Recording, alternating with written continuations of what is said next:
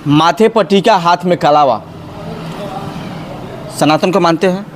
जी, हम संत रविदास के वंशज हैं और उनका वंशज होने के नाते मैं सनातन को मानता हूँ। पाबंद नहीं है, इस्लाम धर्म नहीं है और कोई धर्म नहीं है, जो मानना ही मानना है।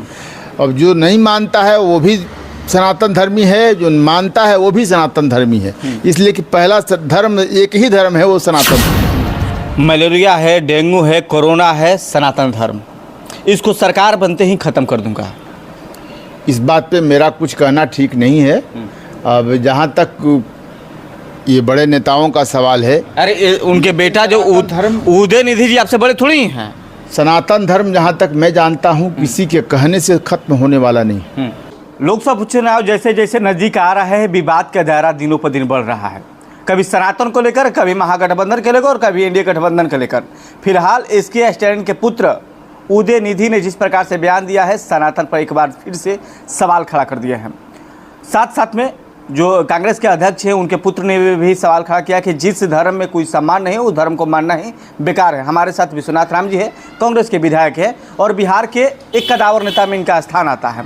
पहले तो स्वागत और अभिनंदन करता हूँ आपको। धन्यवाद आपका, आप सबका भी स्वागत अभिनंदन करता हूँ। माथे पर टीका, हाथ में कलावा, सनातन को मानते हैं? जी, हम संत रविदास के वंशज हैं और उनका वंशज होने के नाते मैं सनातन को मानता हूँ। अब अपनी धर्म में कहा गया है, हमारे धर्म में कोई तर्क का जगह नहीं है। जो तर्क अपने ढंग से दे, जो माने नहीं माने, कोई दबाव नहीं है उसमें। कोई किसी का ये पाबंद नहीं है, इस्लाम धर्म नहीं है और कोई धर्म नहीं है, जो मानना ही मानना है। अब जो नहीं मानता है वो भी सनातन धर्मी है, जो मानता है वो भी सनातन धर्मी है। इसलिए कि पहला धर्म एक ही धर्म है, वो सनातन धर्म है। अब इस पे नेता लोग टिप्पा टिप्पणी करते हैं, हम नहीं समझते कि बेहतर है। सबको सुझाव के लिए मैं अपने ओर से कहता हूँ कि अपना अपना जिस हम समाज से आते हैं, जिस परिवार से आते हैं, हर परिवार में किसी न किसी धर्म को, किसी न किसी मजहब को माना जाता है। भले हम राजनीति में दिखावे के रूप में कुछ और कहें, लेकिन ये कतई नहीं है करना चाहिए।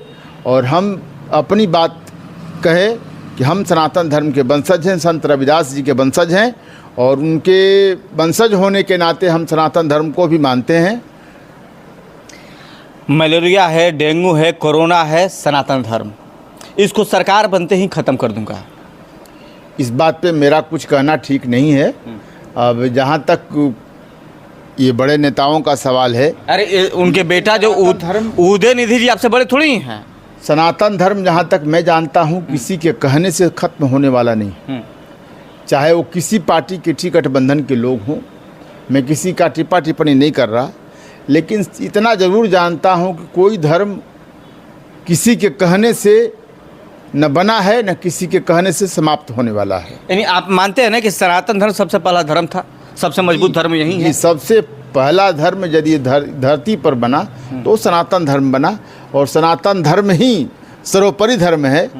और मैं किसी धर्म की निंदा भी नहीं कर रहा, लेकिन इसी से उपजे सभी धर्म हैं। अच्छे अध्यक्ष जेपी नड्डा जी कहते हैं कि महागठबंधन का गठन इसीलिए हुआ कि सनातन को समाप्त कर देना है और यहाँ पर इस्लामिक कंट्री बना देना है। फिर उनकी बेतुका बात, वो लोग केवल भारतीय जनता पार्टी के लोग धर्म और मजहब जात की बात कर देश में सामाजिक का स्तर जो बिगाड़ने का प्रयास बार बार भारतीय जनता पार्टी करती है। ऐसे नेताओं की मैं क्या कहूँ। यानी वो बोले थे, अच्छा ये बोले थे बिगाड़ने के नहीं, मैंने कहा कि जात मजहब की बात को किसी को नहीं बोलना चाहिए। ये धर्म जो है, ये धर्म मानने की चीज़ है, इसमें कोई दबाव नहीं है।